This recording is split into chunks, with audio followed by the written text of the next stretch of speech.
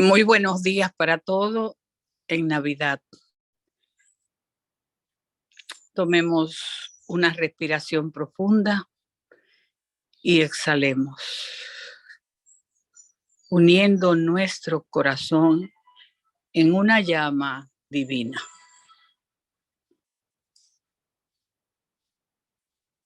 Oh vida oculta que vibras en cada átomo. Oh luz oculta que en toda criatura brillas. Oh amor oculto que todo lo abarcas en la unidad.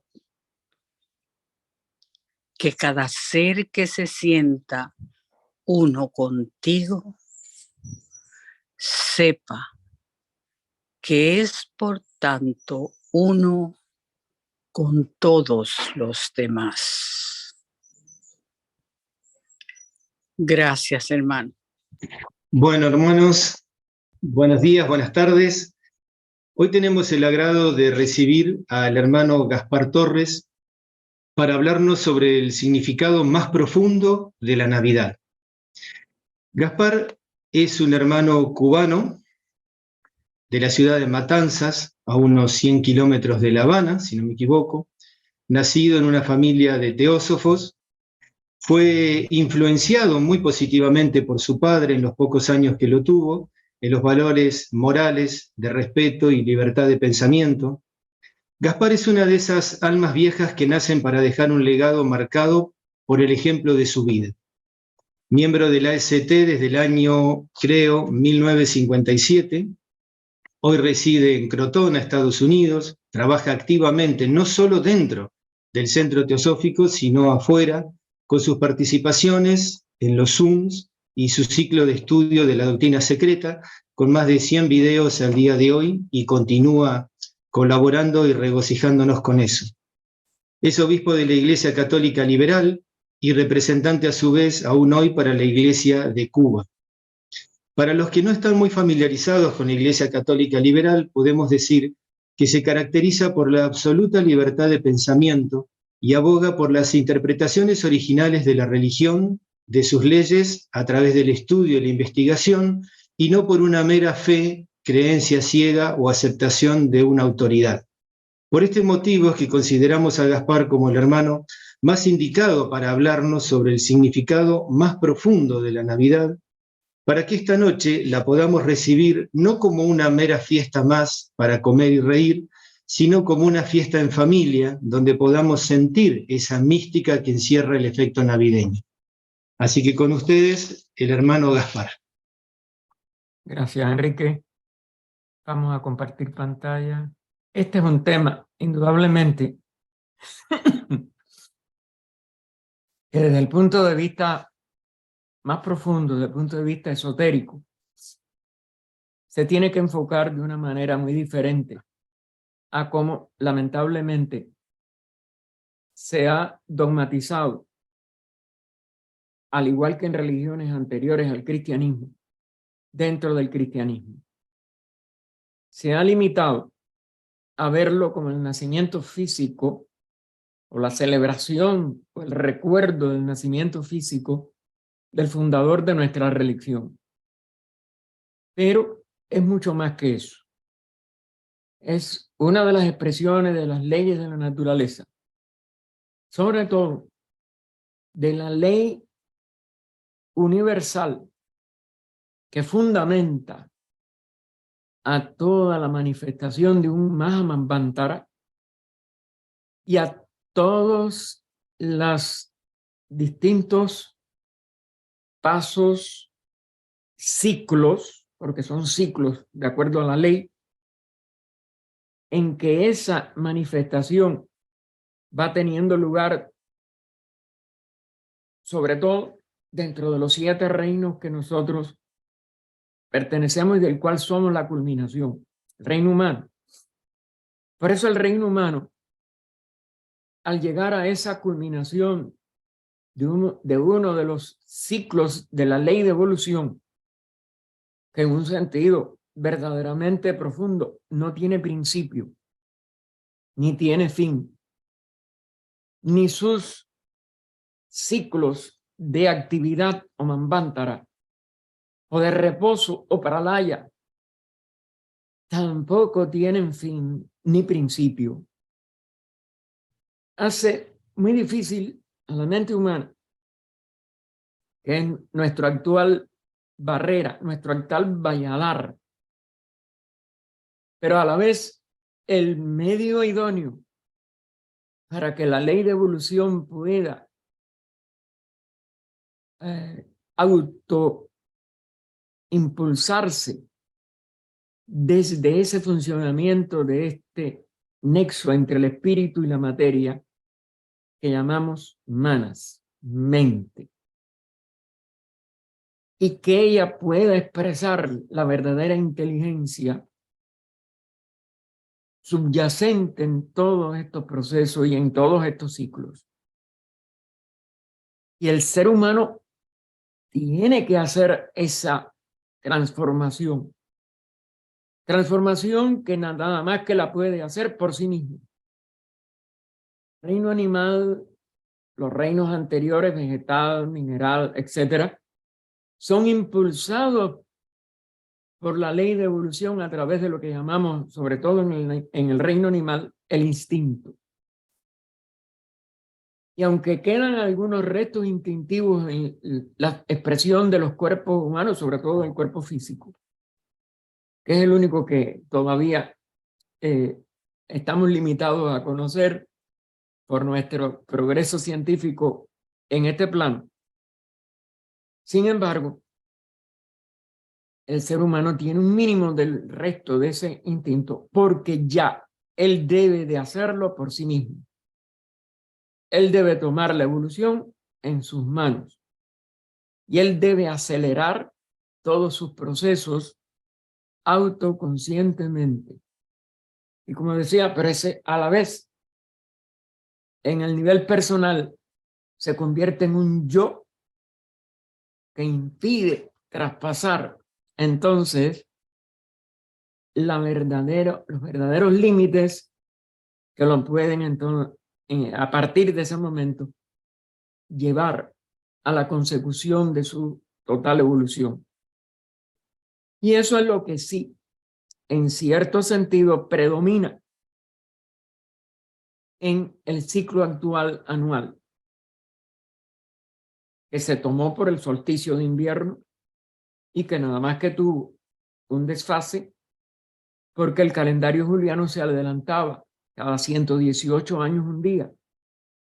Y la reforma gregoriana no lo llevó al momento en que el calendario juliano se estableció, que fue alrededor del año 30 de nuestra era o antes de nuestra era, y nada más lo retrotrajo a cómo habían sucedido los acontecimientos de acuerdo a la astronomía durante el inicio de la celebración del célebre primer concilio de la Iglesia, el concilio de Nicea, que lamentablemente fue donde se troncharon las enseñanzas de los misterios de Jesús, que desde la fundación de la Iglesia o del cristianismo, no de la Iglesia como institución, sino del cristianismo como expresión del esfuerzo de Jesucristo, pues quedaron suprimidos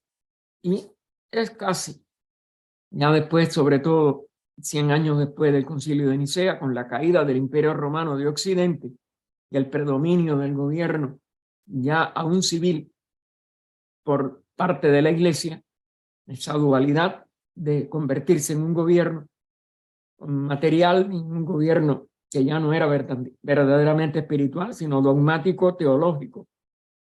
Todo eso fue quedando barrido. Pero la Navidad se escogió porque no se sabe ningún hecho verdaderamente histórico de la vida de ningún iniciado, no solo de Jesús. La vida de los iniciados es muy sagrada y nunca se han tenido los récords completos de su desarrollo total, ni de su historicidad verdadera, por el peligro de que sean mal usadas estas enseñanzas y esta sabiduría que ellos pudieron educir. Pero bien, quedaron estos 3 días que van del solsticio a la noche buena, a el día de hoy. Y por ello quedaron ocultos muchos de estos aspectos cósmicos y muchos de estos aspectos totalmente trascendentes y más profundos de esta enseñanza, de esta específica festividad y de todas las que le suceden, que también son reflejos de las iniciaciones. La Navidad es el reflejo de la iniciación. Primera, el nuevo nacimiento. La Navidad, bien, considerada como una fiesta religiosa, ya sea de una religión o cultura antiquísima, cuyo origen se pierde en la inmensidad de la prehistoria, o de alguna más reciente, con un origen histórico, como pasa con el cristianismo, que se reconoce que existió históricamente, pero que está, como si dijéramos, entretejida. Todo lo que es histórico con lo que es alegórico, con lo que es iniciático, son 3 grandes hilos que están como uno solo, pues guarda su más preciado significado en una de las grandes leyes de la manifestación. Aunque HPB en Isis sin velo y doctrina secreta explicó el significado de los ritos en general, que fueron surgiendo como rituales exotéricos externos que la humanidad ideó al perder la sabiduría recibida de los riches de la edad de oro de nuestra raza, que ustedes saben que tiene por lo menos más de 1 millón de años después de establecida como raza física, que es el primer paso.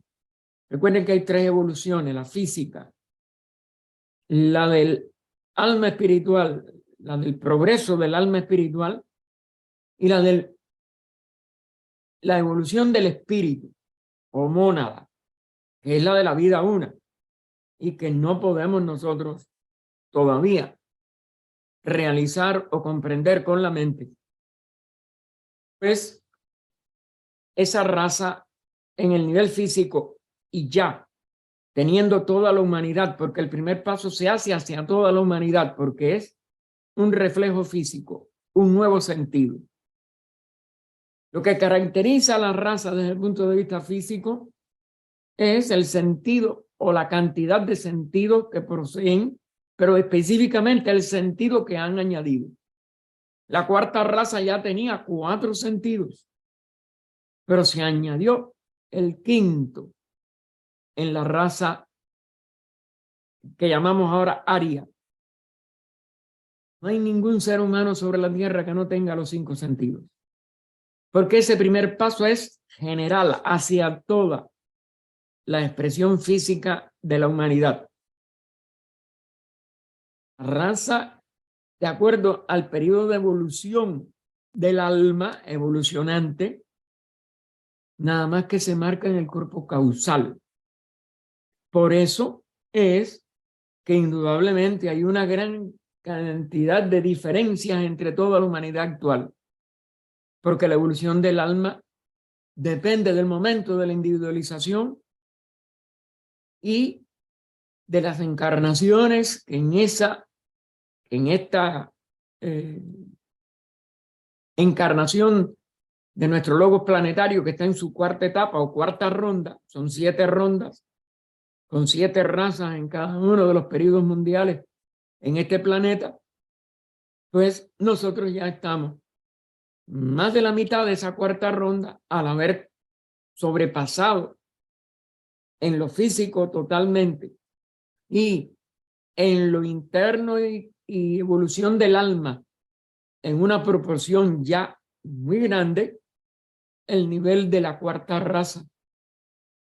Y no solo tener todos los 5 sentidos físicos, sino que una gran parte de la humanidad ha logrado llegar a que su mente, su raciocinio, sobre todo la mente que razona, no la mente todavía enredada en los deseos, que es la mente deseo, en que el deseo muchas veces arrastra a la mente y se sobrepone a su capacidad inteligente, pero indudablemente que otra parte de la humanidad, la que de verdad está en la quinta subraza de la quinta raza, como evolución de alma, ha logrado controlar sus deseos, ha logrado sobreponer la razón a lo que los deseos tratan de arrastrarle y están listos para este segundo nacimiento, que es lo que de verdad celebramos hoy desde el punto de vista iniciático. Pero el que nuestra raza no tenga totalmente en lo mental la capacidad de sobrepasar lo emocional, que son todavía los restos que tenemos como herederos de la cuarta raza, que se refleja aún en culturas que originalmente tuvieron su esplendor, como la de China, Japón, etc. En los últimos periodos de la cuarta raza, y que esas culturas podemos llamar todavía atlantearias, es decir, es una combinación entre el resto del predominio y de la preponderancia de los deseos sobre la función mental, pero nosotros tenemos que llegar a que esa gran masa de la humanidad, que en número de seres humanos predomina con esa tendencia a que los deseos le arrastren y no a que el razonamiento siempre venza a cama, pues esa sería lo que podría marcar esa verdadera ascenso del arco evolutivo que ya apunta en lo invisible, que ya se anuncia por seres como el señor Sri Ram, que decía que ya nuestra época, a pesar de sus dificultades, ya era una época de una alboreada de esta espiritualidad en el resto de la humanidad. Pero esa expresión necesita todavía enseñorearse en gran parte de esta población humana para que realmente podamos nosotros ser capaces de predominar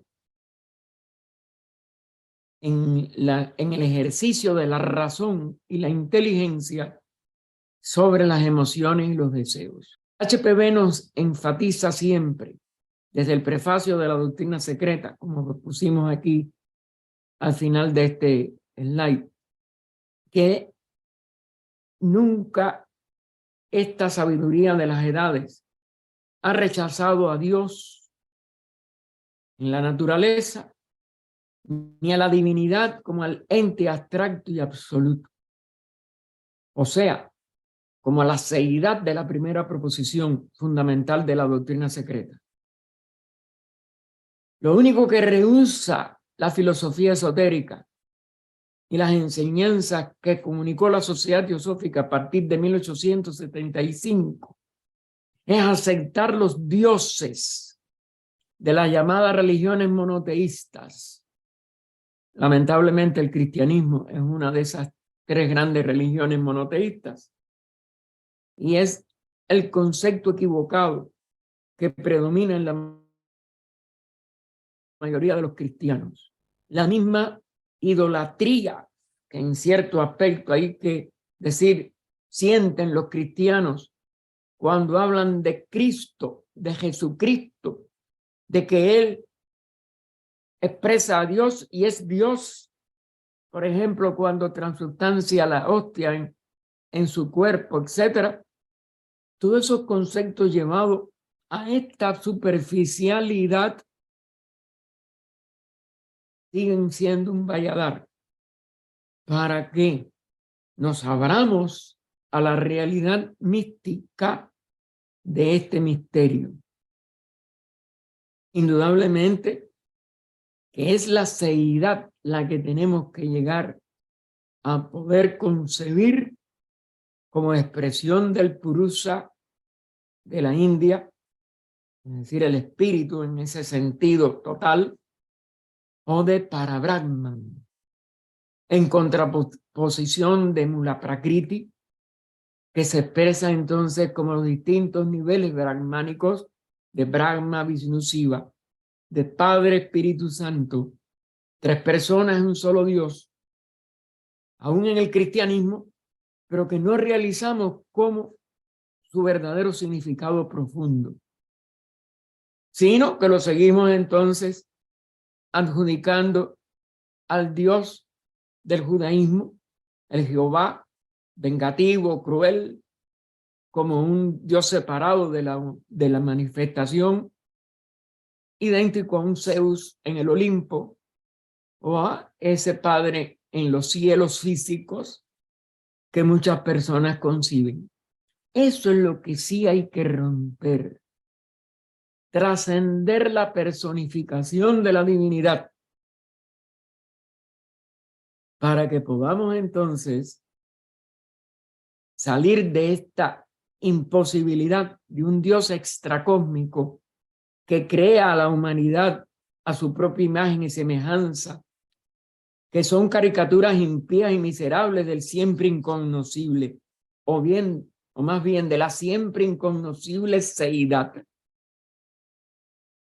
Y eso es lo que vamos a tratar de presentar, como lo hizo HPB en su obra completa, nosotros en un extracto, para tratar de abrazar estos principios esotéricos de todo el mundo desde el principio de la humanidad, y en ello el ocultismo budista, como es natural, ocupa su lugar legítimo y no más. Estamos hablando del ocultismo de la religión budista actual, a lo que se refería HPB. El budismo que nombraron, sobre todo el maestro K.H. en sus cartas a Sinet, era el budismo de la sabiduría búdica, de ese principio que tenemos que trascender desde Manas para que ilumine a esa inteligencia y la convierta en sabiduría divina. Divina, no sabiduría de Dios, sabiduría divina en este sentido abstracto. Y después de vamos a decir, de estos puntos suspensivos, de otras cosas más de este fragmento del prefacio que no son tan importantes, ella termina esta enseñanza. Las secretas porciones es lo que es el verdadero ocultismo budista de los Mahatmas, las secretas porciones del Dan, o Ñana, o Dhyanadhan, en la moderna fonética china y tibetana, Shan. Ese es el nombre general de las escuelas esotéricas y su literatura. Y es de esa literatura es que surgen las estancias de Xian, que es otra de las modificaciones de este Dhyanana o Dhyanadhan. Es decir, las enseñanzas de los Dhyanishohans, de los señores de la sabiduría divina. Volvemos a insistir. Nosotros sabemos que este segundo nacimiento a que se refiere esta festividad, esta Navidad, no es nada más que un nacimiento interno, no el de un niño recién nacido, como nosotros ponemos los pesebres. Todas esas alegorías se han dogmatizado. Es nada más que ese segundo nacimiento interno del alma espiritual que, iluminada por Buddhi, no vuelve a descender a la mente razonadora, sino a la mente que ilumina, que abre este libro de Xian o de los Dhyani Chohans. En el mundo del ser, recuerden que hay una de las frases de referencia a la explicación de lo que es inconcebible e inefable de la primera proposición fundamental, que tiene su punto o centro en todas partes, pero la circunferencia en ninguna. Cuando está en el estado parabrahmánico. Para de ese punto, en la manifestación surge la primera sucesión de puntos, la línea, la matriz virgen del cosmos, o el cero en forma de huevo, el Hiranyagarbha. Y la Madre Inmaculada, esta es la verdadera Madre Inmaculada, no el milagro que se atribuye a María, etcétera, que físicamente no ocurrió ni puede ocurrir porque no se violan las leyes de la naturaleza para ninguna expresión evolutiva de la conciencia.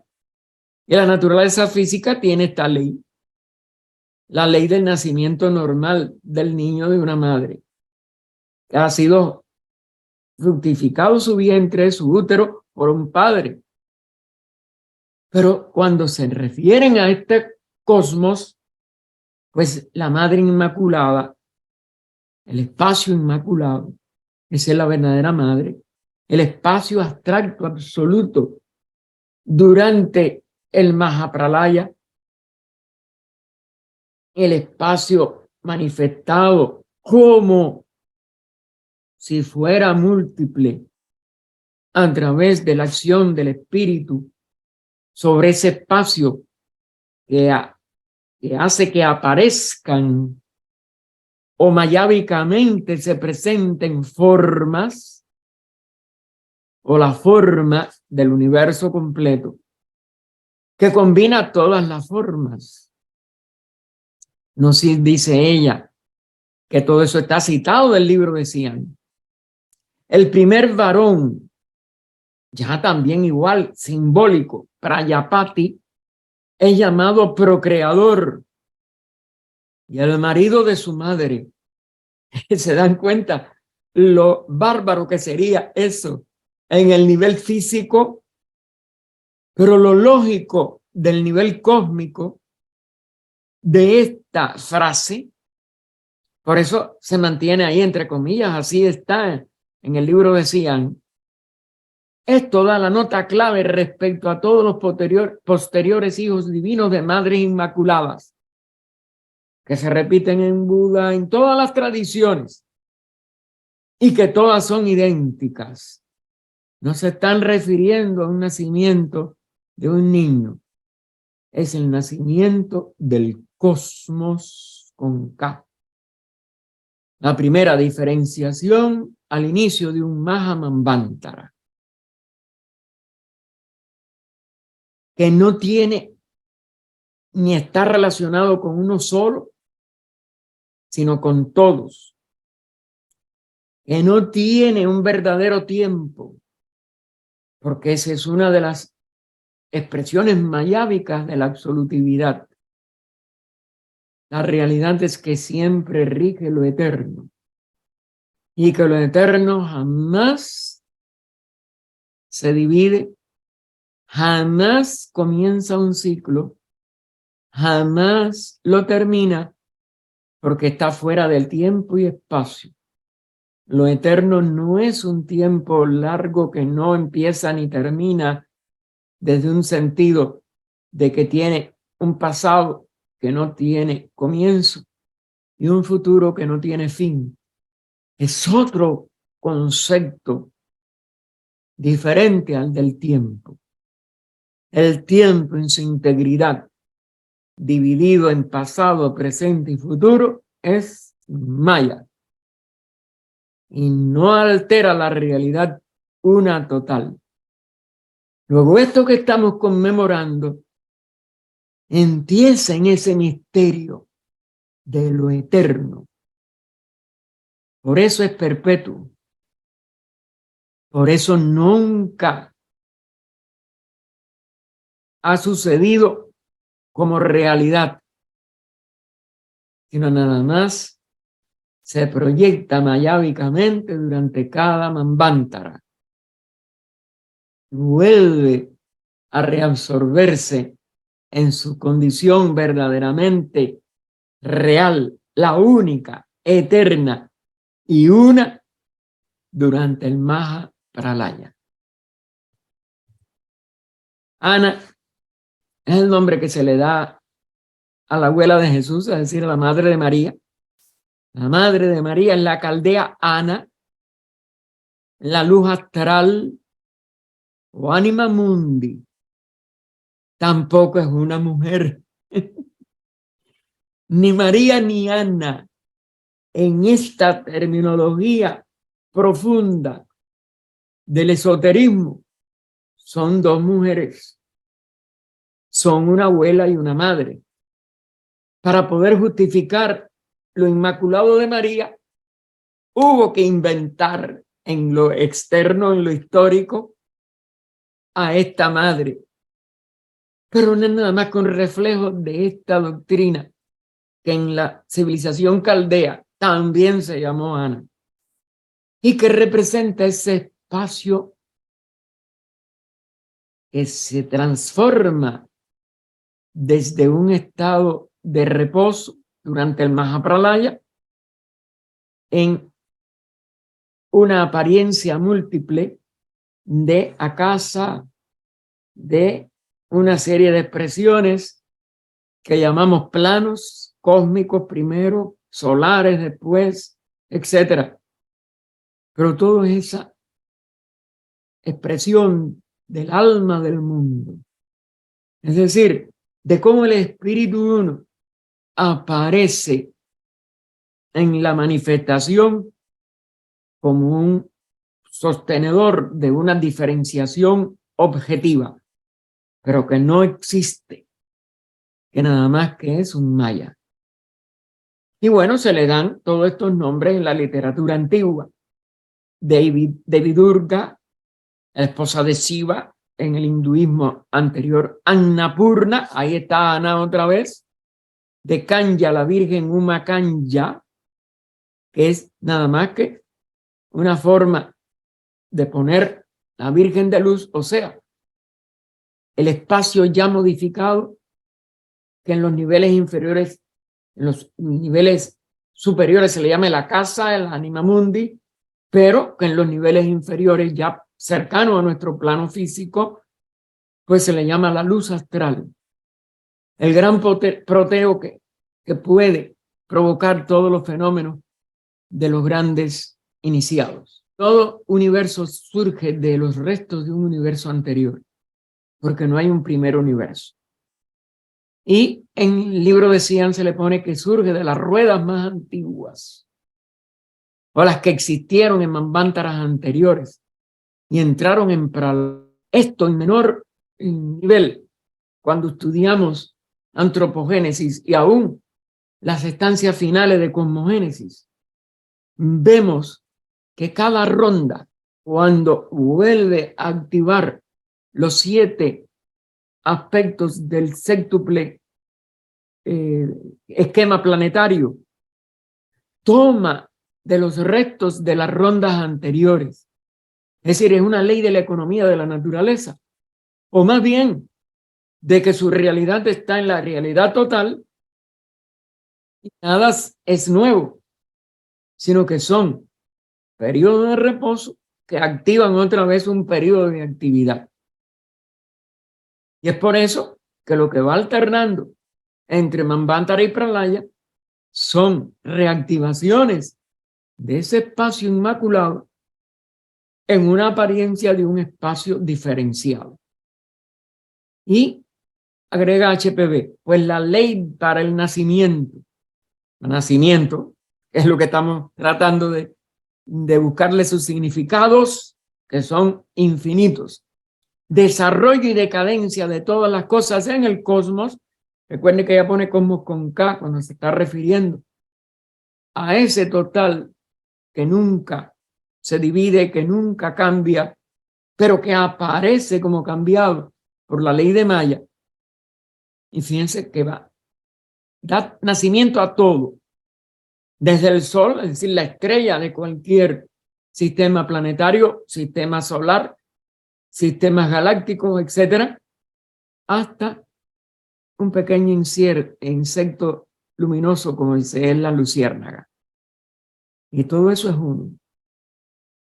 Y toda esa ley que manifiesta esta aparente multiplicidad y diversidad es una. Es una obra perpetua. Esto es lo que más profundo hay de la Navidad.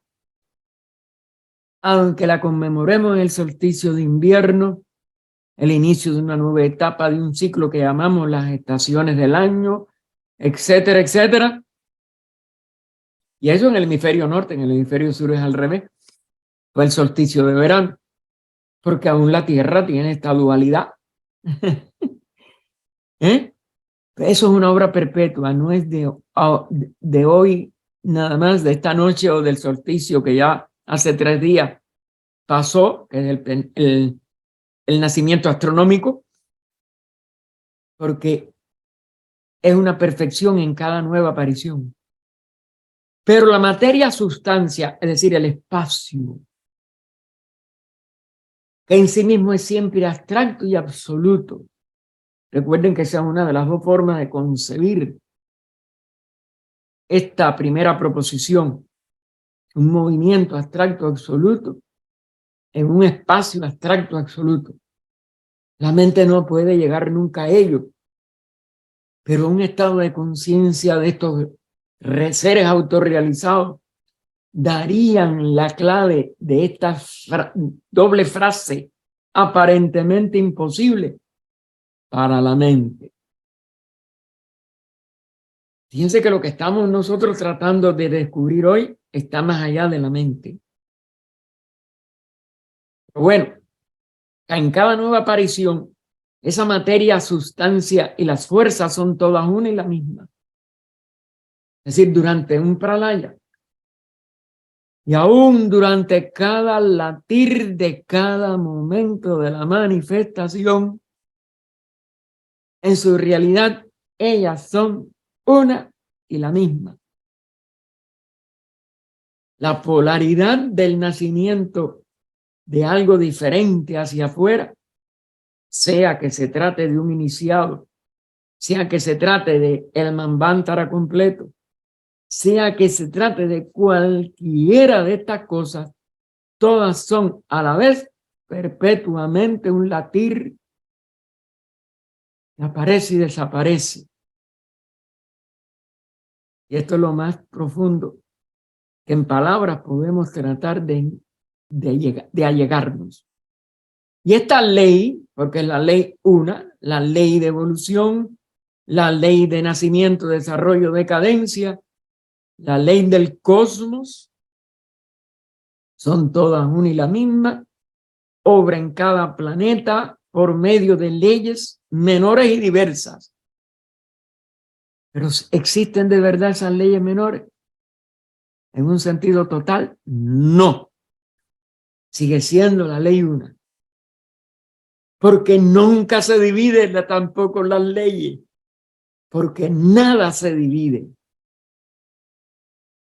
Los centros laya o imperecederos, es decir, de donde surgen y donde se desaparecen todos los procesos de todos los planetas, de todos los sistemas solares, de toda la manifestación mahamambantárica y de todo ese recogimiento mahapraláyico,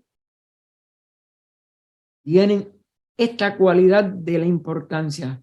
Son los que por donde surgen y a donde retorna toda esa manifestación mayábica.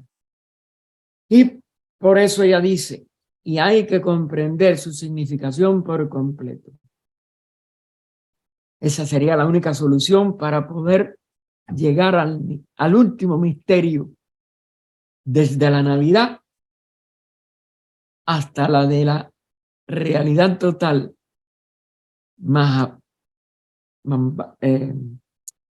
mahabrahmánica, Mahapralayika. Recuerden que Maha es lo grande de eso.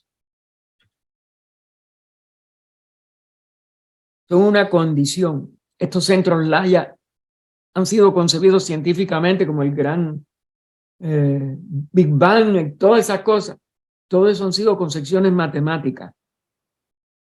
Y por eso es que hay tanto de que por una parte parecía que habían hecho un gran descubrimiento y otros ya científicos lo niegan. Porque ellos lo conciben como un punto matemático, cada centro Laya, o cada centro en un momento, en una parte del espacio, etc. O en ese punto donde surgió el Big Bang. No, eso es una condición. Y para comprenderlo como condición hay que realizarlo como conciencia. La conciencia liberada ya de un adepto. No lo puede hacer un ser humano. Los mundos, por tanto, no están encima, ni abajo, ni sobre, ni en los centros Laya. Porque ellos están en una condición que va más allá de todo punto matemático. El nacimiento de los cuerpos celestes en el espacio se compara a una muchedumbre de peregrinos en la fiesta de los fuegos. El Dipala en la India, que también se celebra por estos días de diciembre, el nuevo fuego, la nueva luz. 7 ascetas aparecen en los umbrales del templo con 7 varillas de incienso encendidas. Fíjense qué forma tan poética de presentar el nacimiento de un Manvantara. En la luz de las mismas, la primera fila de peregrinos enciende sus varillas de incienso. Y cada uno de los ascetas hace girar su varilla en el espacio sobre su cabeza. Todo alegórico. Y pasa fuego a los demás peregrinos. Igual a los cuerpos celestes. Un centro Laya se enciende y despierta la vida por otro peregrino. Se lanza como un cometa. Esa es la Navidad.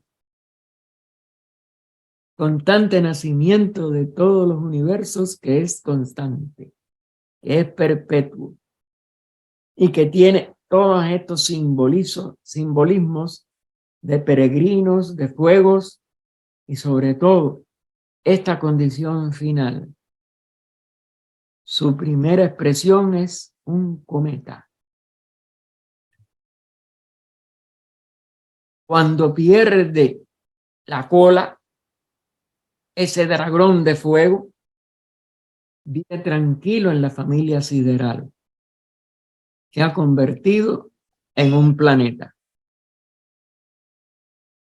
No es posible para nosotros desentrañar toda la riqueza de significados de los cometas.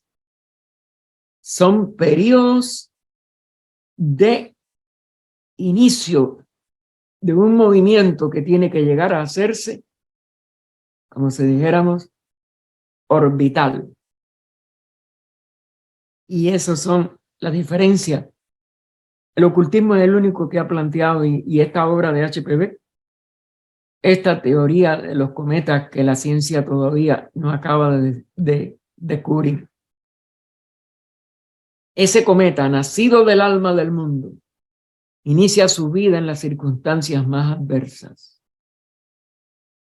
Porque es un aprendizaje aún para el logos planetario o para el logos solar, etcétera, para cada uno de los niveles.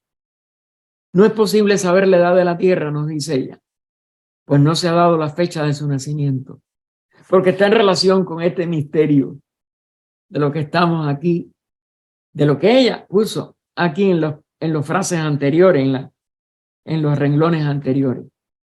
Hay 4 grados de iniciación, nos pone ella, que igual que se reflejan en el nuevo iniciado, en el nuevo nacido, se reflejan en el nuevo cometa, en el nuevo planeta, Srotraprana, Sakidragamin, Anagamin y Arhat.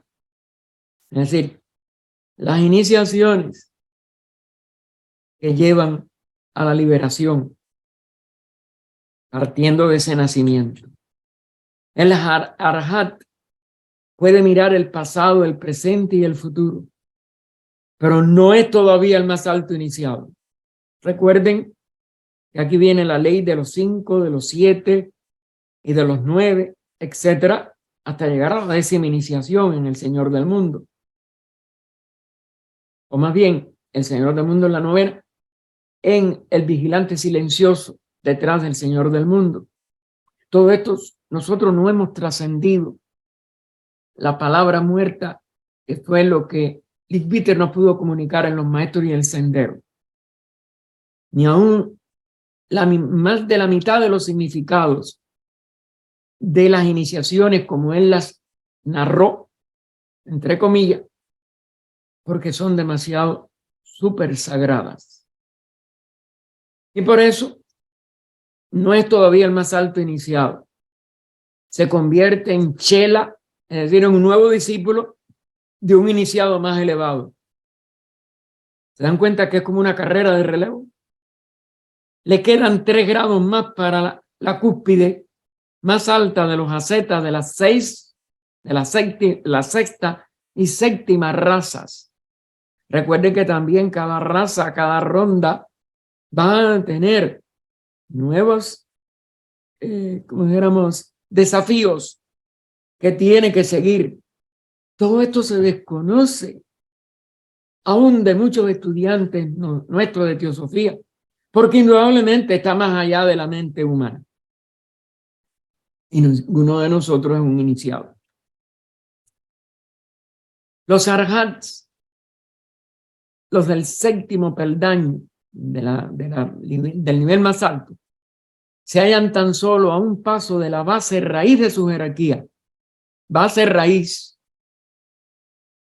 Es decir, nuestros adeptos están solo a un paso de la base raíz de su jerarquía, la más elevada que existe en la tierra y su cadena.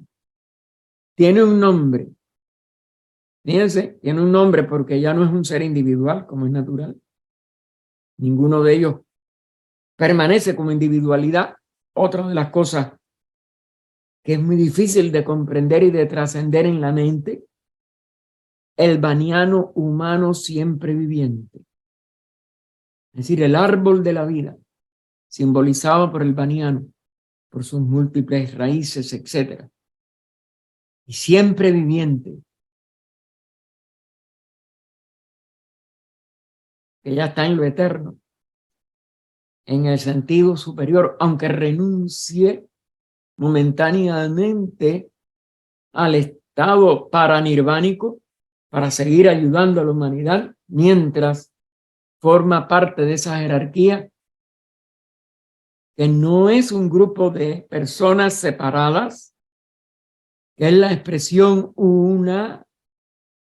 de una enorme totalidad de la vida terrestre del reino humano, y ese baniano siempre viviendo. Este ser maravilloso, fíjense cómo lo pone ella, con iniciales mayúsculas entre comillas, descendió, dicen, en un proceso de manifestación, no de que pierda el cielo, no de que haya sido expulsado, castigado, el ángel rebelde, todas esas alegorías. No es un ser maligno. El Lucifer, el portador de la luz de una elevada región durante la primera parte de la 3ª raza. Es decir, esos son los pitrisolares. Esos son los que, como jerarquía, despertaron la inteligencia humana para completarla antes de la separación de los sexos. Y una vez que ellos ya descienden se acaba de consumar esa densificación de los cuerpos físicos, se separan los sexos y comienza a expresarse hace 18 millones de años la inteligencia humana. Sería a nuestro nivel humano de jerarquía, de reino humano, no jerarquía, jerarquía es lo que está por encima de los 7 reinos del ciclo de necesidad, pues serían lo que expresarían esta capacidad ya para la humanidad de completar su evolución a través de la inteligencia, del nexo de la mente. Y eso lo dan, ese despertar lo hacen los pitris solares, o agnisvatas, como se le llaman en el oriente.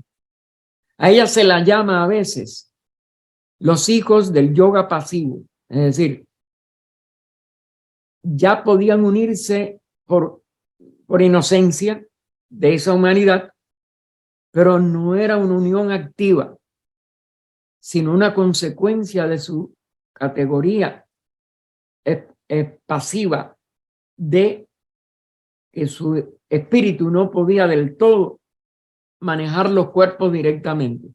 Se necesita el eslabón de la mente. O sea, que fue producida por la segunda raza. Recuerden que la segunda raza es un resumen de la segunda ronda y la primera parte de la tercera raza, el resumen de la tercera ronda, ya como estos hijos del yoga pasivo, en una especie de dhyana, el segundo paso de meditación, dharana, dhyana, samadhi, pero de dhyana vacía, no activa todavía, como si fuera yoga, como si fuera. Piensen todas estas palabras condicionales. Nos están dando HPV la diferencia entre la humanidad ya completa a partir de la separación en sexo y la activa y el despertamiento de la mente, y que las mónadas más avanzadas, es decir, la séptima parte de nuestras mónadas, la primera categoría más avanzada de nuestras mónadas, pudieran ser la habitación de estos mismos pitris, es decir, se unificaron como una sola entidad.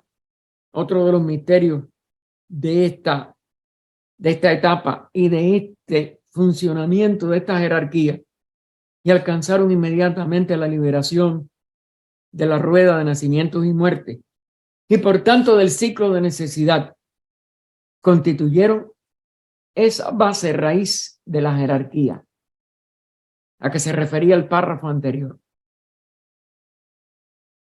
Todo esto está dentro de este continuo despertar del universo, porque en cierto aspecto eso no sucede una sola vez. Es perenne, en cierto nivel es eterno, y es el latir de la vida en todos los ciclos y en todas las etapas de todos los ciclos. Al iniciarse la tercera raza todavía en su estado de pureza, los hijos de la sabiduría encarnaron en ella, y por Kriya Shakti, el poder superior creador de la mente liberada del Maya, nacieron los hijos de At, de la niebla de fuego, los hijos de la voluntad yoga. Este es el yoga que ahora debemos nosotros realizar en su plenitud para poder completar nuestra evolución humana. Fueron un producto de la raza que se hallaba animada ya con la chispa divina de la inteligencia espiritual y superior, y que a partir de esa entrada activa de la jerarquía de los pitris solares, lo dio a una gran parte de la humanidad primero. Recuerden que ahí hubo sus accidentes, una tercera parte de los pitris no aceptaron los cuerpos tan toscos que tenían, sobre todo las mónadas, las expresiones monádicas, porque la mónada es una sola, las expresiones monádicas más atrasadas Eso hizo que se postergara hasta la cuarta raza raíz y todos los accidentes que estamos estudiando en antropogénesis, en esta parte de la obra que estamos en los domingos. Fue al principio un ser maravilloso. Esa expresión, ¿no? De esta expresión colectiva de los pitris solares, llamado el iniciador, y después de él un grupo de seres mitad humanos, mitad divinos. Esa primera expresión de descenso de este iniciador no es nada más que el unimaestro de la voz del silencio y de otras enseñanzas teosóficas. Por eso todo esto hay que irlo tejiendo con un conocimiento global y saber que eso es perenne, que no fue solo hace 2000 años o hace 4000 cuando Krishna, o hace ningún periodo de tiempo, hermano. Esa es parte de cuando ese latir se hace palpable o perceptible a una cultura humana, a una parte de la raza humana. Y ahora nos pone, entre comillas, ¿no? En itálica, separados en la génesis arcaica, es en ese nacimiento antiguo, para ciertos propósitos. Se dice que en ellos encarnaron los más elevados Dhyanis, y entre guiones Munis y Rishis de Manvantaras anteriores. Es decir, es el aporte de todo lo que ya había realizado una evolución superior, y vuelve a enfatizar, para formar el semillero de futuros adeptos humanos en esta tierra y durante el ciclo presente. Es decir, pero eso es un reflejo. La realidad más profunda está en esos dhyanis, en esos munis, en esos rishis divinos de la antigua literatura también, como es natural de la India. Estos hijos de la voluntad y del yoga, nacidos de un modo inmaculado, igual que María de Ana. ¿Ven cómo se mezcla lo microcósmico con lo macrocósmico? Permanecieron aparte por completo del resto de la humanidad.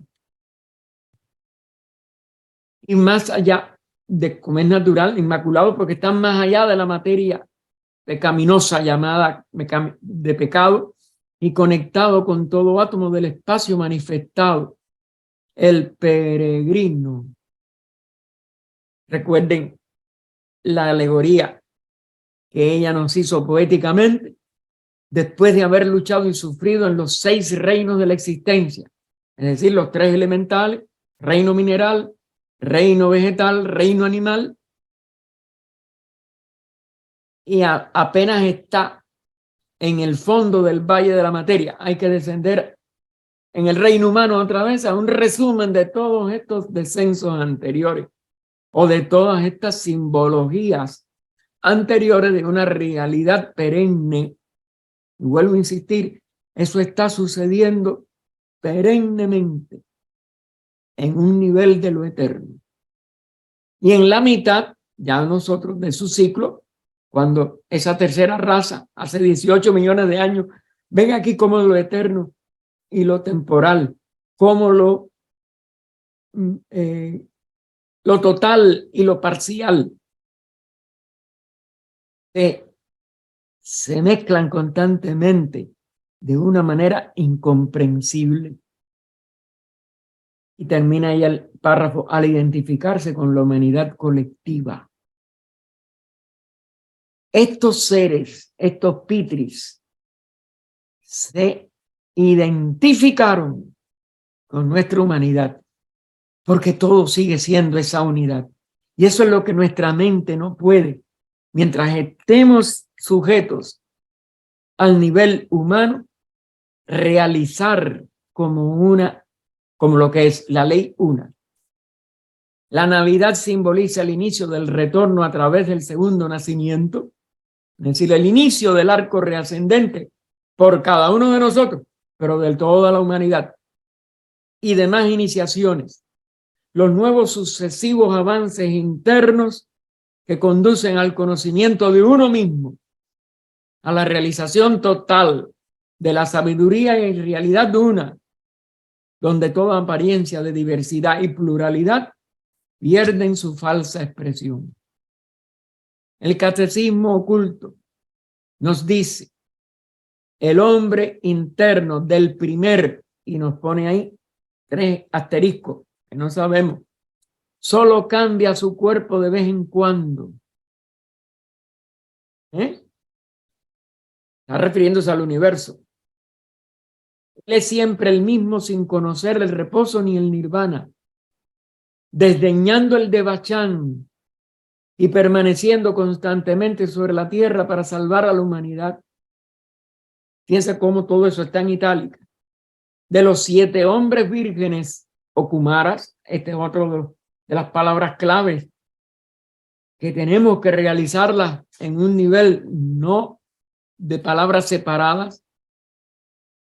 Estos 7 hombres vírgenes, 4 se sacrificaron por los pecados del mundo e instrucción de los ignorantes para permanecer hasta el fin del Manvantara presente. Aun cuando invisibles, siempre están presentes. Cuando se dice que uno ha muerto, vedle, estaba vivo bajo otra forma. Son la cabeza, todo simbólico, el corazón, el alma y la semilla del conocimiento inmortal. Ese ñana, ese tzián, ese dana que vimos al inicio. No me acuerdo ahora el primer renglón ese, me disculpen. Todo eso, bueno, son más delante de la multitud, mencionándolos por sus nombres. Solo los sabios comprenderán. Ven cómo ella nos da toda una serie de avances de lo que solo en nuestra propia evolución podremos descubrir. Como decían los maestros Asinen, la mayoría de nuestros secretos son incomunicables. Ni aun estas palabras tan profundas nos pueden dar la clave.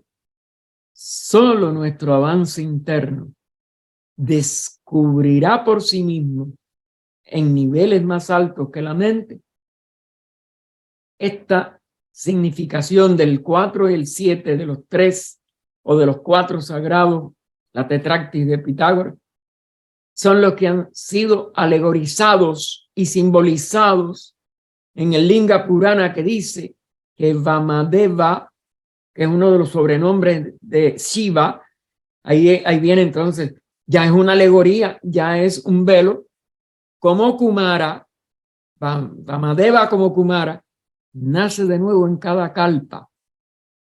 Es decir, en cada raza, en este caso, como 4 jóvenes. Ahora fíjense, 4 blancos, 4 rojos, 4 amarillos y 4 oscuros o morenos. Recuerden que la simbología de los colores, que representan distintas expresiones de las vibraciones del espacio, etcétera, son, como si dijéramos, necesarias, no solo estas, sino todas las correspondencias entre todos los 7 y todos sus constituyentes, sobre todo el 4, el 3. Todo esto es necesario para poder descubrir todos los misterios que hay entre el microcosmos y el macrocosmos. El ser humano es el microcosmos del macrocosmos, pero tiene que realizar toda la sabiduría contenida bajo estos velos. Tengamos presente que Shiva es sobre todo y principalmente una zeta, no la parte esa del dios, ¿cómo se llama? Exotérico del hinduismo de hoy. El patrón de todos los yogis y adeptos, ¿se dan cuenta? No el símbolo de la procreatividad masculina. y la alegoría se comprenderá en su totalidad por la conciencia superior. Ven, no tenemos otro remedio para seguir profundizando desde la Navidad hasta todo lo demás en el ocultismo, en teosofía, que desarrollar, descubrir en nosotros mismos la conciencia superior. Lo que encarna es ese espíritu de la sabiduría divina y del mismo casto ascetismo, es decir, el ascetismo en su integridad, solo después de, y entonces, simbólicamente, casarse ese espíritu y de ser arrancado por los dioses que no existen, es una proyección de la mente de su terrible vida ascética. Rudra se convierte en Shiva, un dios en el panteón indio, correcto, pero eso es una alegoría y no de un tipo muy virtuoso y misericordioso, como ustedes saben. Más elevado que los cuatro, solo hay uno, tanto sobre la tierra como en los cielos. Ese ser solitario aún más misterioso. La unidad. La maldición después de la caída es alegórica, tanto en el Antiguo Testamento como en cualquier escritura, pero corrobora lo escrito en las obras esotéricas. Si supiéramos saber cómo es ese descenso de esta jerarquía dianchohánica, de los pitris solares, impulsado por la ley de evolución y karma, el ángel encarnó como hombre. Nosotros somos ellos. Nosotros no somos distintos de Lucifer ni de los suras que se convirtieron en asura. Las palabras no importan, ni de Rudra que se convierte en Shiva. Todo es lo mismo. El mismo velo, que nada más que traspasa la conciencia del iniciado. Y su sabiduría es divina, pero su cuerpo es terrestre y es acusado,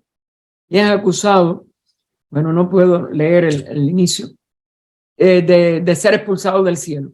Él combina y usa los dos con el objeto de la procreación humana, en lugar de la superhumana. En adelante el hombre engendrará, no creará.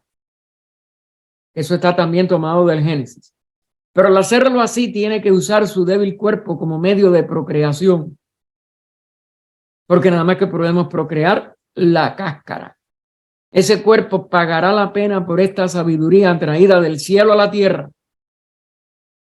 Nosotros mismos, por nuestro verdadero ser. De aquí que la corrupción de la pureza física sea una maldición, entre comillas, temporal. Los cabalistas medievales sabían esto y decían que Dios mismo enseñó su ciencia a los ángeles en una escuela teosófica en el paraíso. Los cabalistas también del medioevo usaron la palabra teosófica y escuela teosófica en el paraíso, claro, no en nuestro nivel actual de evolución. Tras la caída de los ángeles la comunicaron al hombre que desobedeció para darle al medio de volver a su prístina nobleza, y felicidad. Hasta el Génesis del 6º capítulo tiene a los gigantes, los hijos de Dios, casándose y enseñando a las hijas de los hombres. Estos son los Nefilim, los ángeles caídos, son los hijos de Dios y varios ángeles en forma humana cuyo rango necesita un análisis más minucioso que el que hasta ahora se les ha dado. Pues el que hayan sido creados en la parte inferior del cielo como símbolo indica que pertenecían y pertenecen a un plano material o manifestado de evolución, aunque no lo podamos conocer con nuestros sentidos al ser invisible, es subjetivo. Y el ser humano está todavía limitado al plano físico de sólido, líquido y gaseoso. Se dice que eran 7. Eso es el número que se repite como siempre. Y que el cuarto era una serpiente. Símbolo fálico, es decir, del órgano sexual masculino, de la cuarta raza humana, la Atlante, y también símbolo de la luna, porque también la luna es un cuarto globo y de una tercera cadena, semillero de toda vida material. Tanto la caída de los ángeles como la caída de Adán y Eva son simbólicos o son símbolos de efectos kármicos. Y mientras no realicemos esta simbología a través de nuestra conciencia superior, la personal nunca lo podrá hacer, no podremos sacar este misterio de esta perpetua Navidad. Por tanto, todo esto tiene una parte espiritual o una serie de significados espirituales y otra física psíquica, que es donde estamos apresados la mayoría de nuestros estudios, porque nuestra mente es psíquica física. La caída es una alegoría universal. La primera es la acción de la inteligencia buscando la unión con la materia. Es decir, estos pitris que tratan de traernos a los que no hemos pasado por el reino humano a la culminación de este ciclo centenario. La otra es la revelación o acción de la materia contra la inercia del espíritu, como pasó en la cuarta raza, cuando la materia llega a dominar gran parte de la expresión espiritual, que no se movía. Y entonces, el que vuelve a nacer, el que participa de la primera gran iniciación, es el que se ha revelado y es un ángel rebelde. Es un Lucifer que vuelve a recuperar la luz de la conciencia espiritual. Todas las interpretaciones dogmáticas, de la primera a la última, han conducido a malos entendidos que tienen que estudiarse cuidadosamente con la clave astronómica, la primera que nos puede guiar. La guerra de los titanes contra los dioses en Hesiodo, en la antigua Grecia, y la guerra de los asuras o el Takrakamaya contra los devas en la leyenda puránica en la India, son idénticas en todo, menos los nombres. Y esta comparación nos podría quizás servir para orientar nuestra búsqueda interna. Es hora de que tomemos la ley de evolución en nuestras manos, conscientemente, y nos determinemos a ese nuevo nacimiento en el sentido espiritual. Y a través de las sucesivas iniciaciones, nos redimamos de las ataduras que todavía impiden a la mente expresar su real inteligencia. Y por otro lado, a nuestros cuerpos, la expresión de su espíritu. Porque la prisión nuestra es doble. La perenne Navidad, que repito, cósmicamente es un latir, un nacimiento real, es un hecho de la evolución. Cada expresión monádica de la vida una tiene que realizarla por sí misma, por el poder de su voluntad divina.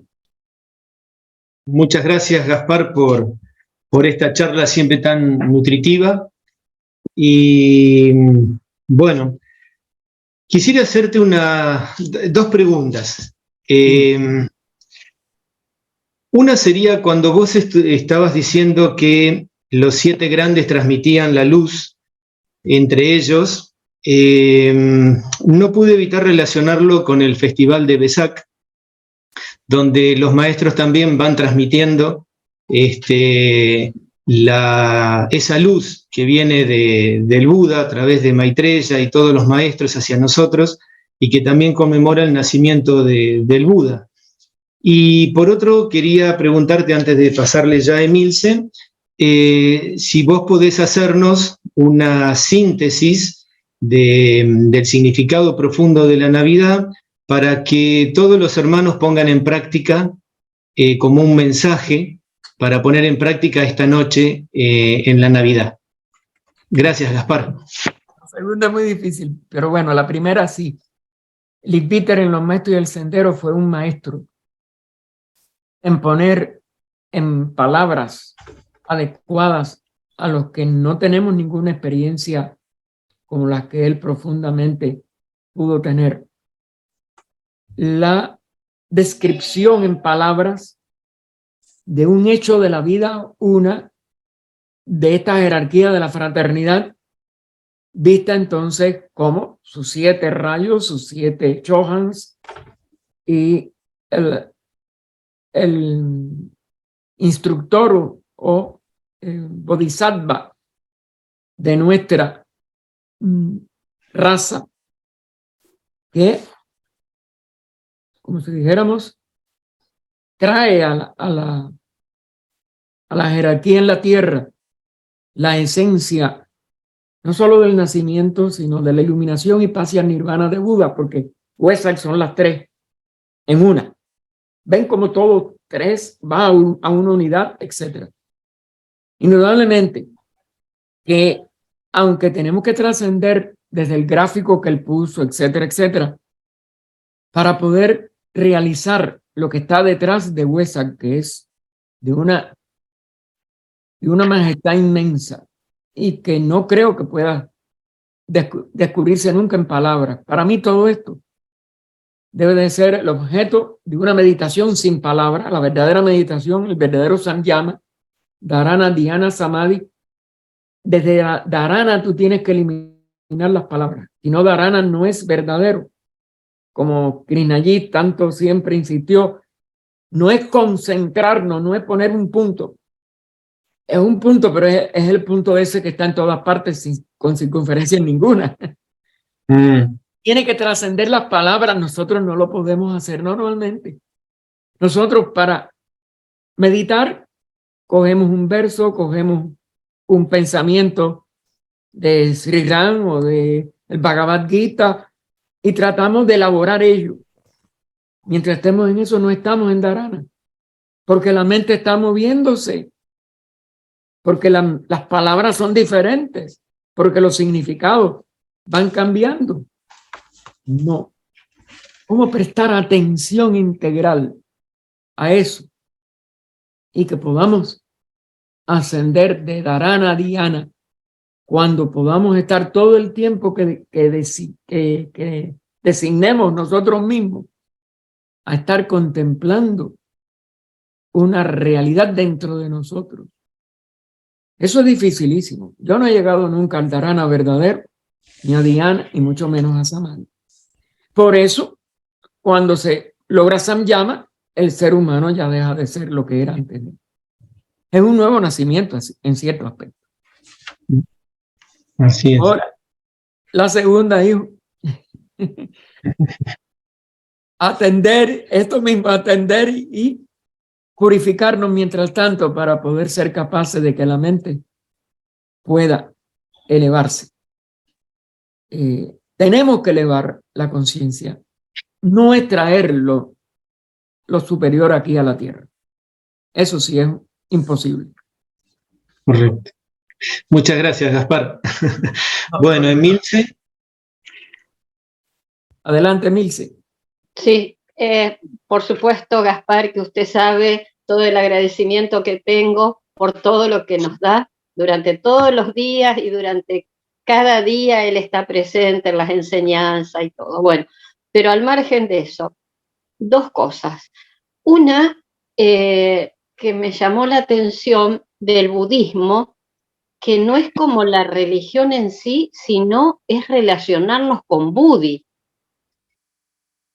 En cuanto a la fraternidad blanca, en cuanto a las enseñanzas que Kaashi le fue dando a Sinen en las cartas, y en cuanto a la misma protesta que le hizo el maestro Kaashi, o lo único que protestó, porque por lo demás lo felicitó, es asombroso que Sinen haya asimilado tanto de esas cartas, sobre todo de las explicaciones de la constitución humana, la vida después de la muerte.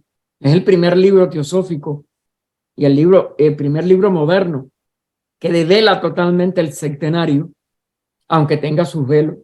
Como todo sectenario no se puede. Aparte, no cabe en palabras. El sectenario hay que realizarlo como nuestra verdadera constitución por cada uno.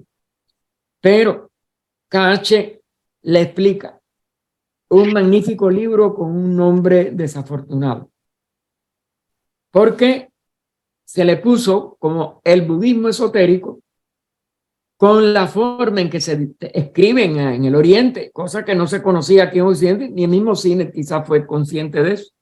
O yo estoy casi seguro, no lo fue. Se puso como si fuera la religión budista en el nivel esotérico. No es así. Ellos nunca fueron lamas ni estaban adscritos al budismo exotérico, tanto de Nepal o de Tíbet o de cualquier otro lugar. Ellos lo que tenían la conciencia y la unión seguramente consciente. Entonces, nosotros tenemos que comprender que ellos no eran meros lamas, aunque quizás algunos de ellos aparecieran así en lo exotérico para poder relacionarse con algunas personas del mundo. La fraternidad no es un grupo de seres humanos. La fraternidad es una jerarquía de la Tierra y la jerarquía que protege la evolución de la Tierra. Bueno, muchísimas gracias, Gaspar. No, Me nada. hizo 2 regalitos, espere. Y el segundo es que hoy justo estaba estudiando con una persona y todo lo del Kali Yuga y toda la evolución de la... Y yo decía, qué cansancio, todo lo que nos falta vivir. Y ahora usted me hizo el gran regalo de no sentirme mal, porque claro, yo lo estoy pensando con la mente finita y eso nunca me va a llevar a nada. Claro. Lo tengo que pensar, claro, pero usted lo dijo, yo no lo había visto eso y era algo que lo traía arrastrando. Muchísimas gracias. No, Hermosa. Gracias, Gaspar. ¿Algo más? La Bueno. mente finita es la que nos va a llevar a la mente más gruesa. Tenemos que iluminar la Bueno, mente. exacto. Bueno, no sé si algún otro hermano quiere hacer alguna pregunta o un aporte. Sí, José Luis. José Luis. Adelante, José Luis. Gracias, Enrique. Gracias, Gaspar. La verdad que varios temas que explicó no los entendí muy bien, pero No, yo tampoco. pero da la impresión de que hay hay algún misterio por descubrir todavía en todo esto. Yo quería preguntarle, Gaspar, ¿cómo anteriormente festejaban este momento que es astronómico, que es de renacimiento? ¿Cuáles eran las tradiciones antiguas? ¿Cómo se hacía antes? Gracias, Gaspar. Probablemente en toda cultura esto está presente. Annie Besant y no me recuerdo si el Littbitter también tiene algo que explica la antigüedad, por ejemplo, en Egipto. También nacía el hijo de Horus, Isis, ¿cómo se llama? Osiris. También nacía en la Caldea antigua uno de sus dioses principales. Es decir, por ejemplo, algunas de las procesiones de Navidad tradicionales en el cristianismo son calcadas de estas civilizaciones antiguas. Lo vimos en el nombre de Ana, por ejemplo, la mamá de María, porque María no podría haber sido capaz de tener un hijo si ella misma no hubiera tenido la condición inmaculada, porque es irracional si tú aplicas a el conocimiento literal, o digo al significado literal, el pecado original, si estaba en María, si estaba en ¿cómo se llama? En la gestación de su hijo, pues él no podía ser inmaculado. Y el espacio es inmaculado.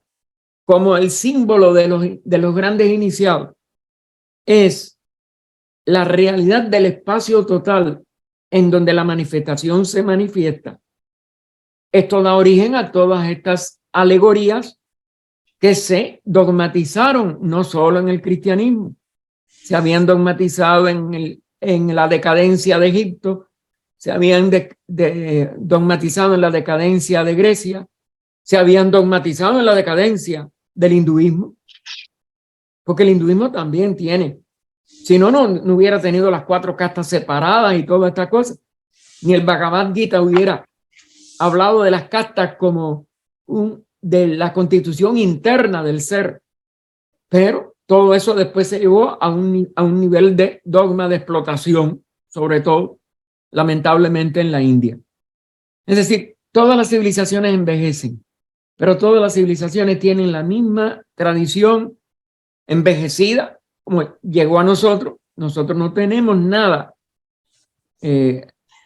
aceptado, por lo menos por los historiadores, que sea anterior al inicio del Kali Yuga. Y por tanto, toda esa sabiduría se fue primero compactando, haciendo más densa en la edad de bronce, pero se hace totalmente, vamos a decir, no espiritual en esta edad de hierro. El Kali Yuga, que hacía referencia, ¿cómo se llama? Emilce. Pero de todas maneras, la luz está siempre ahí. La realidad nunca se oscurece en su integridad. Son las conciencias de los que estamos, como si dijéramos, atendiendo, prestando atención a lo inferior, la que entonces se nubla. Pero la podemos volver a hacer que el sol nazca dentro de nosotros o brille dentro de nosotros si hacemos los cambios internos que hay que hacer para llegar a la verdadera espiritualidad. Ese es nuestro único sendero, y es interno y es totalmente individual, porque estamos todavía no solo sujetos a la individualidad, sino a la expresión de la personalidad constreñida de esa individualidad. Así que para liberarnos y entrar en la autotransformación, como se le llama, o la regeneración humana del célebre seminario de Radha en 1990 en Nardin. Todos debemos de entrar en esa profundidad interna y hacer de ella nuestra búsqueda y nuestro único autodescubrimiento. No puedo decir más nada porque yo no tengo realización. Gracias, Gaspar, muchas gracias. Por nada. Dime, Chuy. Gracias, Gaspar, por tu experiencia, que estás inmerso en la religión. ¿Tú crees que ha envejecido? ¿Que hay un momento en que debe de actualizarse? Lamentablemente, aún el esfuerzo del Invíter hasta ahora no ha acabado de despegar en un nivel amplio. En Cuba yo no tengo casi ya un clero adecuado, ni aún para tratar de... Estuvimos más de 30 años tratando de despertar a los que lamentablemente van a la Iglesia Católica Liberal y siguen enredados en sus supersticiones. Pude muy poco.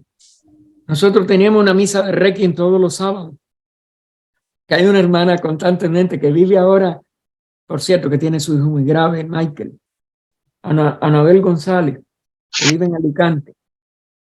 Y ella hizo que yo hasta hiciera algunas grabaciones de mis sermones, porque a ella le sirvieron para poder entender un cristianismo diferente. Pero lamentablemente ella es una de las pocas personas que rompió con los moldes. Más de 30 años, ya te digo, sábado por sábado. Yo daba un sermón en la misa de Requiem a personas que venían con las supersticiones más horribles que te puedes imaginar.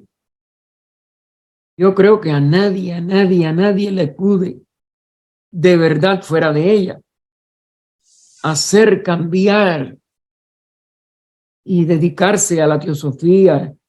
Bueno, hubo una familia, pero no estaban en nivel supersticioso. En este caso no fue eso.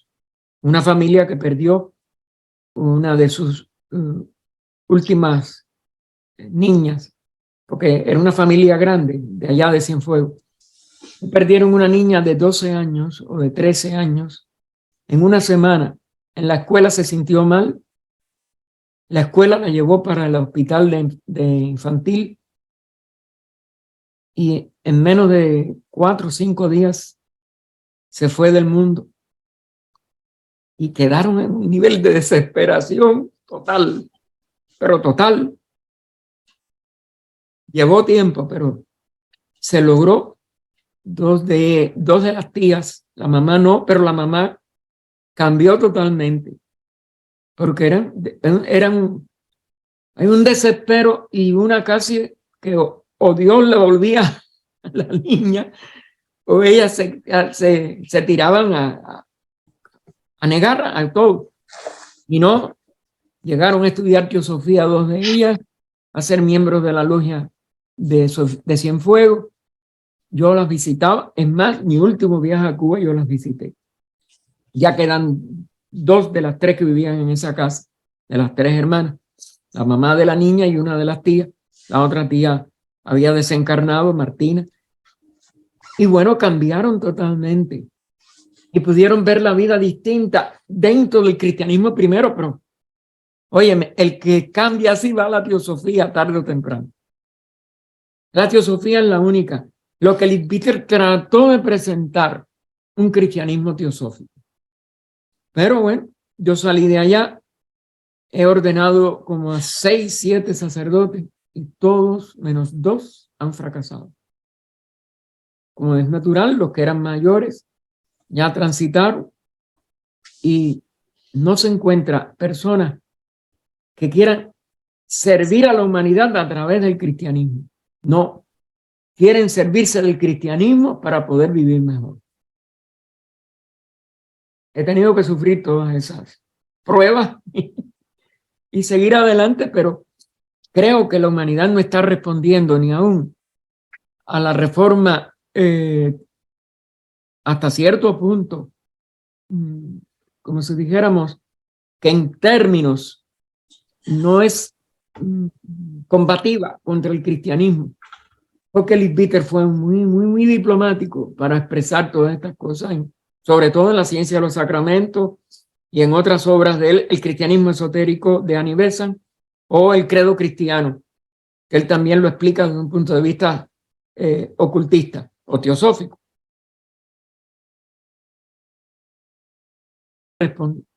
Lo que se ha ido creciendo, tanto en Cuba como aquí, como en otros, es toda una serie de ramas espurias de que cualquiera es ministro, que cualquiera es, y son muchos de ellos polígamos, como si éramos abusadores de niñas o de niños, ustedes saben todas las barbaridades. Y todos están buscando que paguen el diezmo para hacerse millonarios. Eso degrada a una religión. Así que creo que ya me muero sin ver una, pero me mantendré hasta el final. Yo oficio mañana, por ejemplo, la misa de Navidad.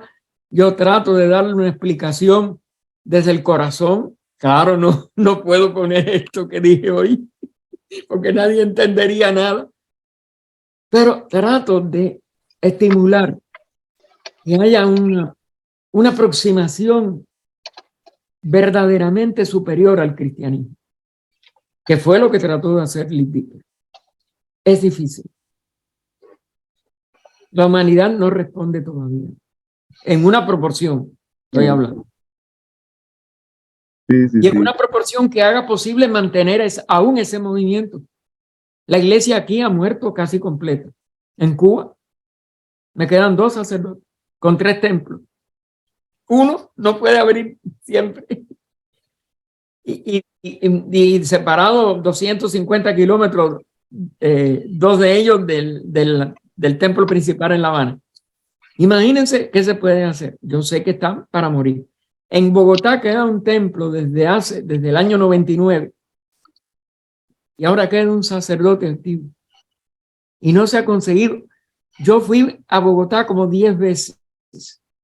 Yo preparé una persona hasta el diaconado. No la pude ordenar y se fue, porque lo único que quería, la ambición que yo lo ordenara, pero era igual, para vivir de eso. Y si se vive de eso, yo por lo menos no me hago cómplice. Sí, yo creo que por desgracia, ¿no? Pues estamos monetizados Monetizado. y todos Correcto. vamos, bueno, la mayoría, son pocos realmente los que siguen a letra y pues lo que indica la religión, ¿no? Que es un servir, no servirse de ella, ¿no?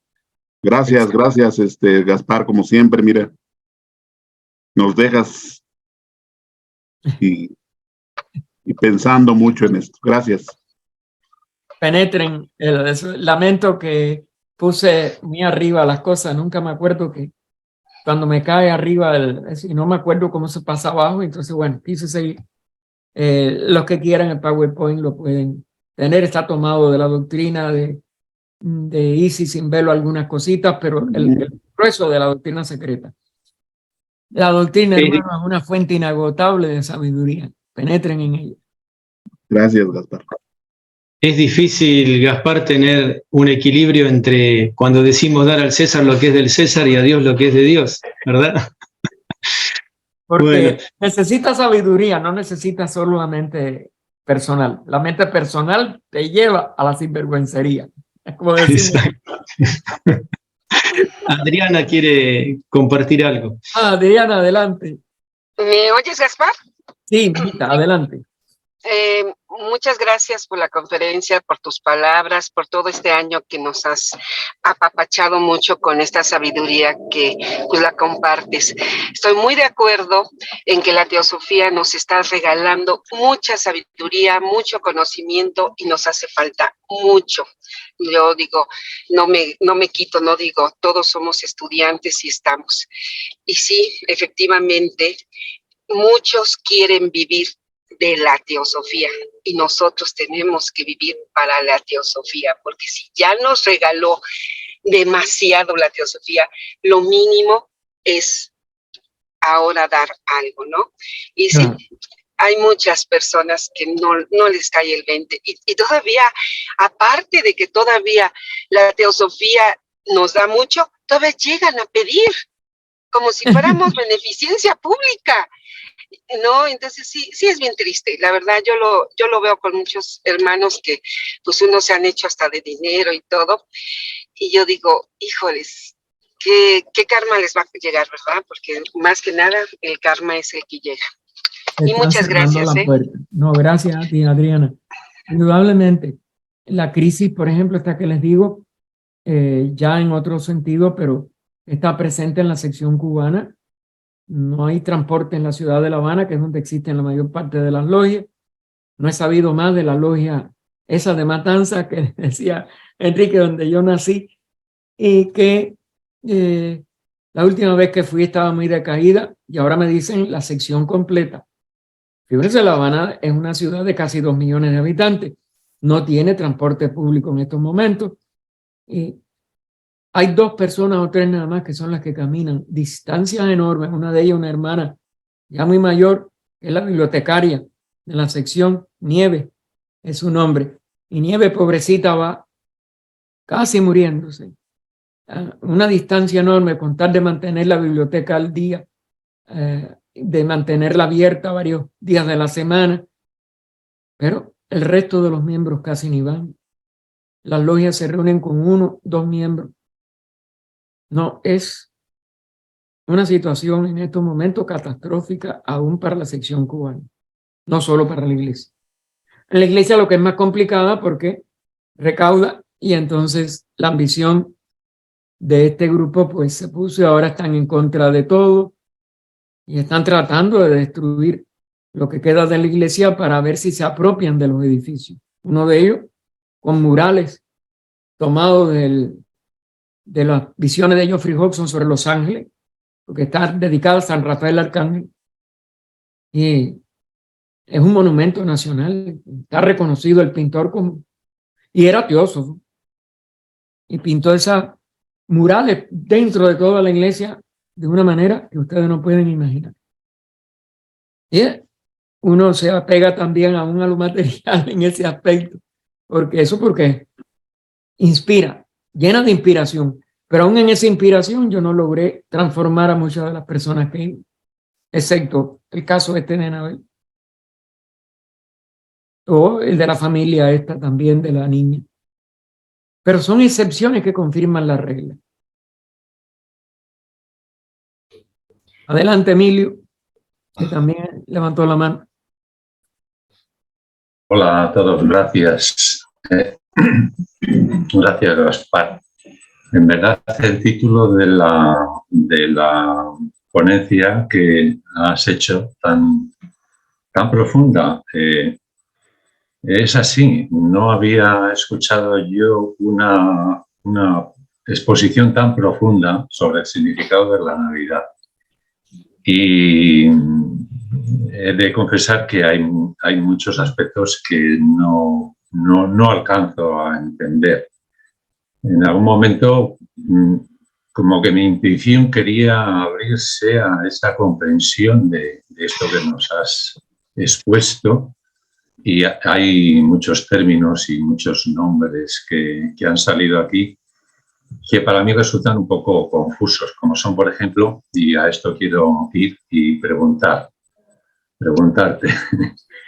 los nombres de estos seres, que me ha parecido entender que se denominan, en principio, Jan Johans, pero luego también han aparecido otros nombres como Kumaras, Munis, Prajapatis, etcétera. Yo no sé si todos estos nombres vienen a significar lo mismo, en el sentido de que son ellos los que de alguna manera, según yo lo voy entendiendo, vienen de esos lugares, por decirlo así, incluso de manvántaras anteriores, me ha parecido entender, no sé si es así, para encarnarse, yo utilizo esta palabra, para encarnarse en la humanidad que se supone que éramos en aquel momento. No sé si éramos o era otra humanidad. No, la nuestra, sí. Entonces, y por otro lado, y ya voy a concluir, también en otra lectura del significado de la Navidad, bueno, tenemos en la simbología del cristianismo al niño Jesús que nace cada año en el pesebre, etcétera, etcétera, de María y de José y todo lo demás. El niño Jesús, que entendido luego en un significado un poquito más espiritual, se le denomina el Cristo en nosotros. No sé si lo voy entendiendo bien así. Entonces, te pregunto si el término Cristo, desde este enfoque, representaría también lo que son estos nombres y estos seres que encarnan el Cristo en nosotros, o el Kumara en nosotros, o el Yani Deva o el Yani Chohan en nosotros, viene a ser lo mismo. Y una pregunta enlazada con esta primera sería, estos yanis que supuestamente vienen de otros manvántaras, vienen a encarnar, vienen a pasar la experiencia humana por primera vez, o ellos ya habían pasado la experiencia humana en otras encarnaciones y vuelven para ayudar de esa manera. Bueno, espero que la pregunta y el planteamiento no haya sido un poco correcto. No.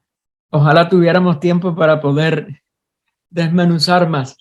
Miren, indudablemente que el intelecto nunca va a poder alcanzar la plenitud de los significados de todas estas palabras, sobre todo las que tienen que ver con la antigua filosofía de la India.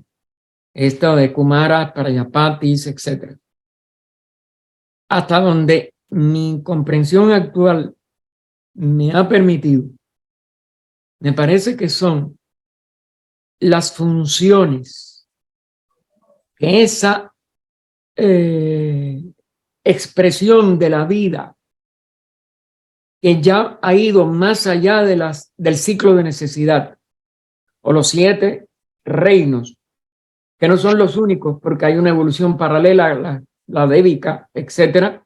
Ahí hay misterio de misterio, y todo ese árbol, ¿no? Ese baniano no es solo humano. El árbol de la vida alcanza a toda otra serie de reinos. Pero bien, volviendo al punto, hasta donde actualmente mi comprensión ha podido llegar, aunque me queda una serie de signos de interrogación que siguen hasta lo infinito, yo creo. Después que la vida, que es una, desciende por los 3 niveles elementales, se expresa ya como almas grupales en el reino mineral, vegetal, animal. Se individualiza, o sea,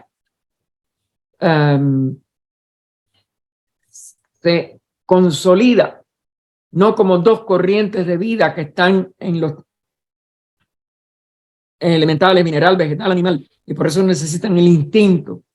Se individualiza, es que las 3 aspectos, las 3 oleadas de vida que le llamamos, la primera oleada del tercer logo, segunda oleada del segundo logo, y la tercera oleada es la del primer logo. En esto hay una contraposición de órdenes de números.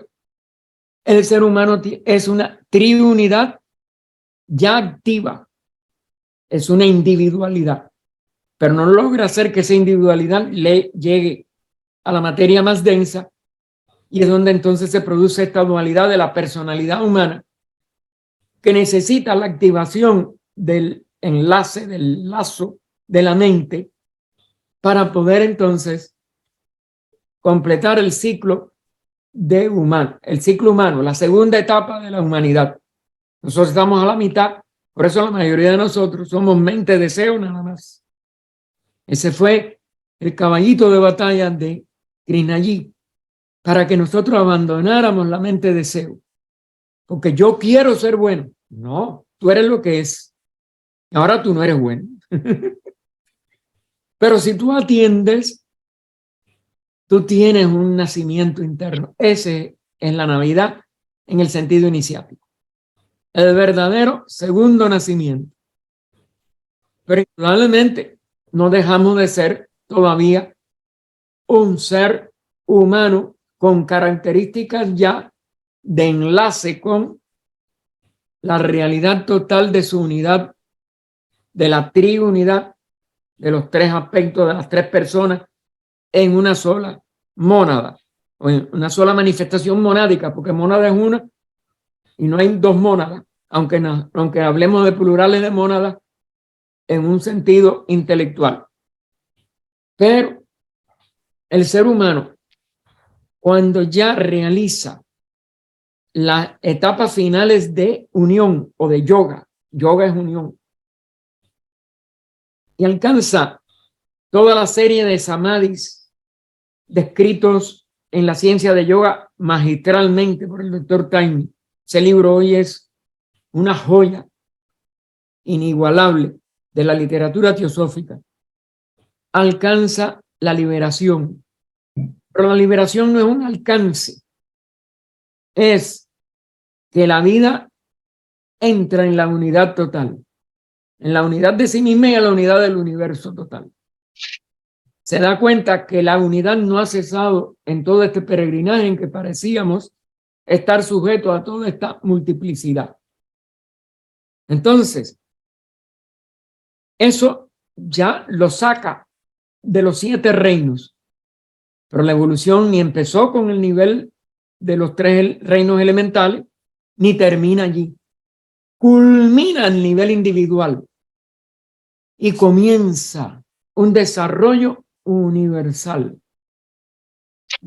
Eso son los que se expresan como jerarquías en plural, aunque es una sola. de los Dianchohans, de los Kumaras y de todos los Prayapatis. Es decir, parece que son funciones, pero ya la vida de ellos no se expresa separada, ni son seres separados como un iniciado de quinta, de sexta, de séptima, una seca, un bodhisattva, un Buda. Todos ellos están en una unidad incomprensible para nosotros. Pero su función se expresa como un de jerarquías. Y son las jerarquías de cada logo manifestado. Planetario, solar, y de ahí no se saben los términos más arriba, porque la unidad es total y de todas maneras nosotros no podemos distinguir estas funciones. Como lo veo hasta ahora, es que los nombres que se dan, tanto en la literatura como ya sea, los Puranas son totalmente exotéricos. Sus nombres esotéricos yo creo que nunca se han publicado. Parece ser que son funciones para que el logos, y claro, ellos también adelantan en su evolución, pero hasta donde me parece, hasta donde lo he entendido, ya pasaron por la evolución humana. Pero el contacto con nuevas humanidades, porque ellos, lo que habría que saber los detalles y no se publicó, o no se han publicado aún después de HPV, es que ellos pertenecían a manvántaras anteriores. Ahora, en cada manvántara que representa una encarnación de un logos solar o planetario, la humanidad alcanza, de acuerdo al ciclo interno de las 7 grandes encarnaciones de un logos planetario, alcanzan el adectado en un nivel diferente específico. Parece ser hasta donde se me alcanza, pero hay que seguirlo penetrando, investigando en estos símbolos de los 4, los 3, los colores, porque ahí es donde está la clave de la relación entre el microcosmo y el macrocosmo. Eso hay que llevarlo a un tipo de investigación que vaya más allá de la terminología exotérica.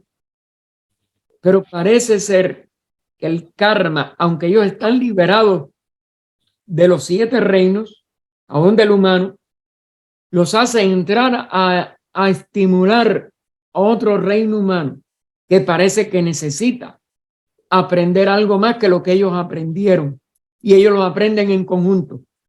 Hay una pregunta hecha en la logia de Londres a Blavatsky, donde le dicen, usted pone que las mónadas más avanzadas fueron, como si dijéramos, absorbidas por estos pitris solares y se hicieron una. Es que desplazaron al ego reencarnante del nivel humano de la Tierra. Dice ella, no. Se unieron totalmente y se hicieron más brillantes. Eso es una respuesta. Hay que seguirlo investigando. Pero obviamente, como estos estados de unidad nosotros no los comprendemos, parece ser que hay unidades de unidades de unidades. Y siguen siendo una unidad. ¿Cómo? Aquí yo no lo he podido realizar. Lo sigo investigando.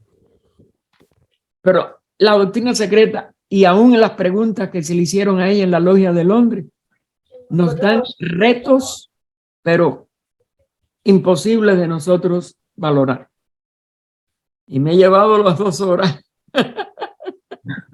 Me disculpan si los he agobiado mucho pero yo creo que, aunque comencé la doctrina secreta con Carmen Según Pozo, que en paz descanse, una mexicana o cubana extraordinaria, que después murió aquí en la ciudad de Los Ángeles. Y empecé en el 59 con ella a estudiar la doctrina. No la he empezado todavía a estudiar. Cada vez que me asomo a ella, es nueva.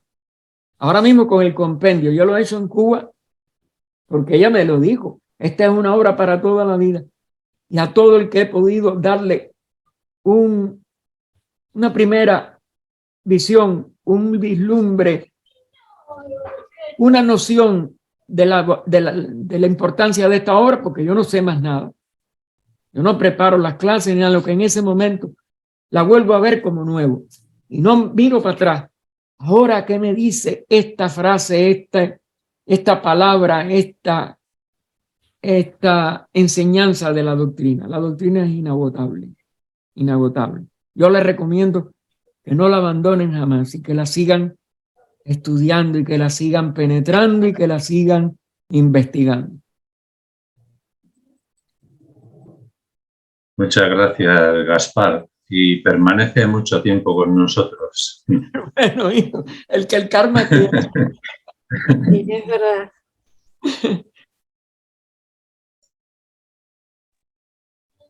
Bueno, Gaspar, hoy me tocó reemplazar a Isis, Te que mandamos está un en saludo India. desde aquí, que el Congreso de allá de Rusia quede bien y que pueda dar un impulso también a la teosofía. En todos lados del mundo hace falta la teosofía, hijo.